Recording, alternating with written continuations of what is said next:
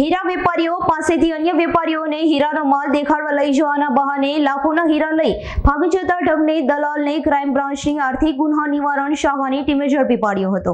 સુરત શહેર ઝડપથી વિકસી રહ્યું છે ત્યારે સુરતમાં હીરા અને કાપડ ઉદ્યોગમાં ઠગાઈના બનાવોમાં પણ રોજે રોજ વધારો થઈ રહ્યો છે।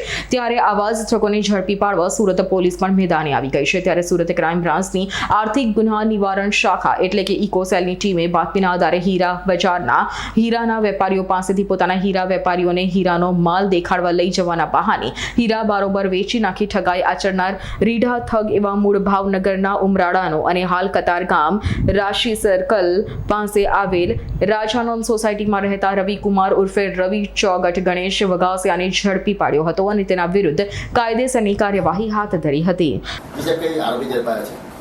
સુરત શહેર ખાતે 14 જેટલા હીરા બજારના વેપારીઓના રિયલ ડાયમંડ હીરાનો કુલ્લે 6,12,57,447 જેટલા હીરાનો માલ જે આ કામનો દલાલ રવિભાઈ ગણેશભાઈ વગાસિયા નાઓ જે પોતે સાથે લઈ જઈ પોતાના વેપારીઓને બતાવી જે હીરાનો માલ સગે વગે કરી તેમજ વેપારીઓ પાસેથી રોકડમાં નાણાં મેળવી પોતે અંગત ઉપયોગમાં વાપરી લઈ પોતાનો મોબાઈલ બંધ કરીને નાસી ગયેલ હોય।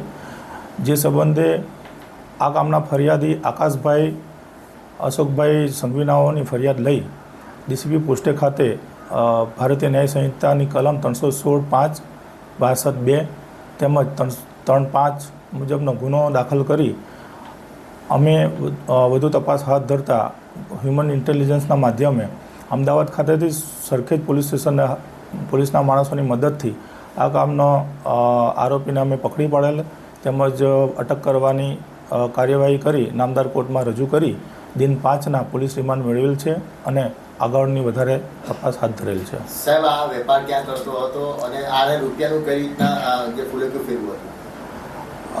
આ જે દિલ્હી અને સુરત ખાતેના અન્ય વેપારીઓ પાસેથી માલ વેચી અને સસ્તા લગભગ ઓછા ભાવે માલ વેચીને પોતે નાણાં મેળવી લીધો હતો। Bureau report S9 news Surat. અમારી તમામ માહિતીથી અપડેટ રહેવા માટે જોડાયેલા રહો S9 ન્યૂઝ સાથે।